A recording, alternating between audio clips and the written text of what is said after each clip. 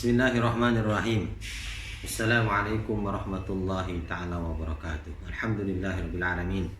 Wa bihi nasta'in ala umuri dunya waddin, wassalatu wassalamu ala asyrafil anbiya'i wal mursalin wa ala alihi wa sahbihi ajma'in. Qala rabbi shrah li sadri wa yassir li amri wa hlul 'uqdatam min lisani yafqahu qawli. Allahumma rzuqna ya rabbana fahman nabiyyin fa hamzal mursalin wa ilhamal malaikatil muqarrabin fi afiyati wa salamah birahmatika ya arhamar rahimin. Sidang pendengar yang dirahmati oleh Allah Subhanahu wa taala, bersyukur kita kehadirat Allah Subhanahu wa taala kerana dengan kasih sayang Allah Subhanahu wa taala kita masih lagi diberi kesempatan kepada diri kita ni untuk berlaku ihsan kepada diri kita, ihsan kepada makhluk Allah, dan yang paling penting ihsan kita kepada Allah Subhanahu wa taala.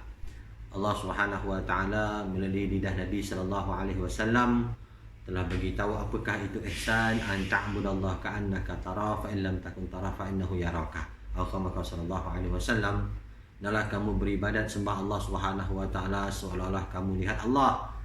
Kalau kamu tak nampak Allah, tak dapat lihat Allah, maka yakinlah Allah Subhanahu wa taala melihat kamu. Sedang pendengar yang dirahmati oleh Allah Subhanahu wa taala, hari ini kita akan berbicara tentang bagaimana reaksi kita apabila sesuatu keadaan, apabila sesuatu suasana menimpa kita. Orang beriman, dia tidak terkesan dengan suasana, bahkan dia memberi kesan kepada suasana di sekeliling dia. Kita lihat ikan di laut, walaupun bertahun-tahun ikan ini di dalam laut, tetapi apabila kita nak masak ikan, tetap kita kena letak garam. Maknanya ikan tu walaupun duduk dalam air yang masin, tetapi dia tak terkesan dengan kemasinan air tersebut. Begitulah orang beriman, dia tidak terkesan dengan suasana, terutama suasana yang bi'ah, suasana yang buruk, yang yang tidak baik. Bahkan dia memberi kesan yang baik kepada sekeliling dia. Dengan kehadiran dia, maka suasana akan jadi lebih baik. Dan apabila dia melihat sesuatu, dia berjalan, di mana-mana dia berjalan, dia merasakan Allah Subhanahu wa taala sentiasa melihat dia. Subhanallah.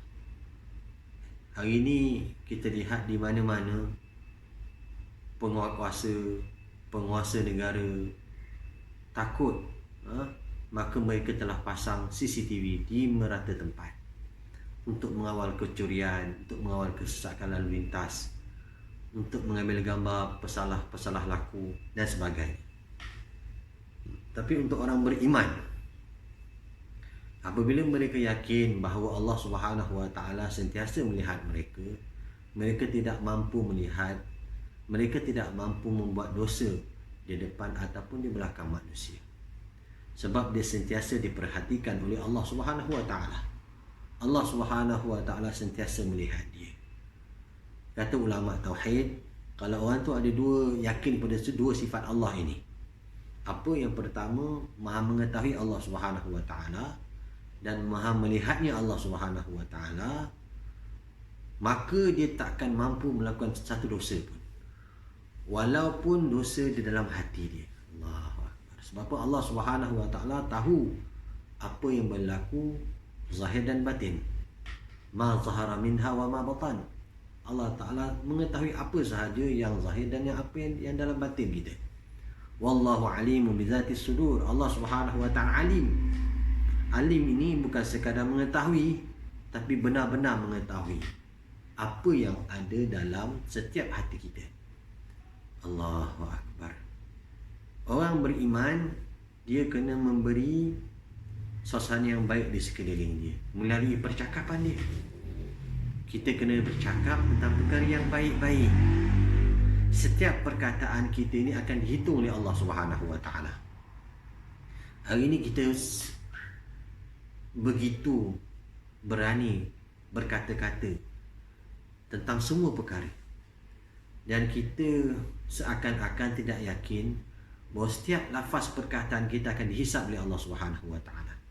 Sebab itu kita lihat orang-orang yang berjaya di sisi Allah Subhanahu wa taala ini, mereka akan menghitung percakapan mereka sebelum mereka tidur. Mereka tulis kembali apa yang mereka cakap dari pagi sampai sebelum tidur. Ada tak perkataan yang membuatkan mereka menyesal di padang mahsyar besok?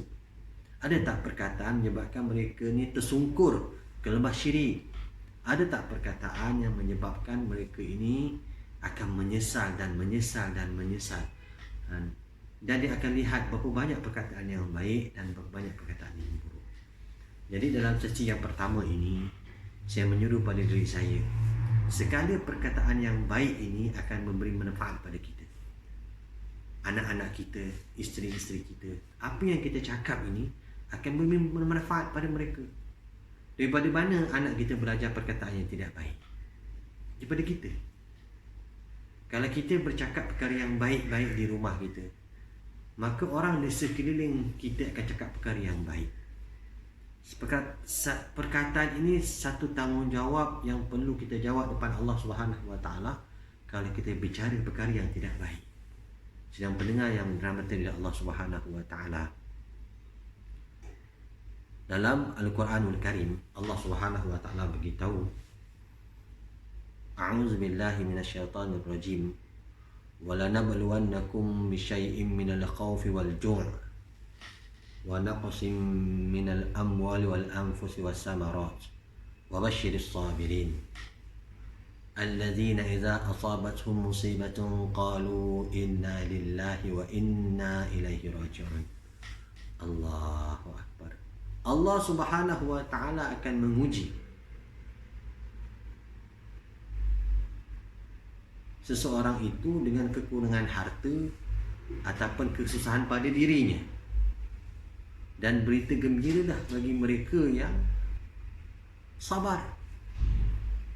Allah sambung lagi, alladzina idza asabathum, mereka yang Allah Subhanahu wa taala uji mereka musibah dengan sesuatu kesusahan, qalu inna lillahi wa inna ilaihi raji'un.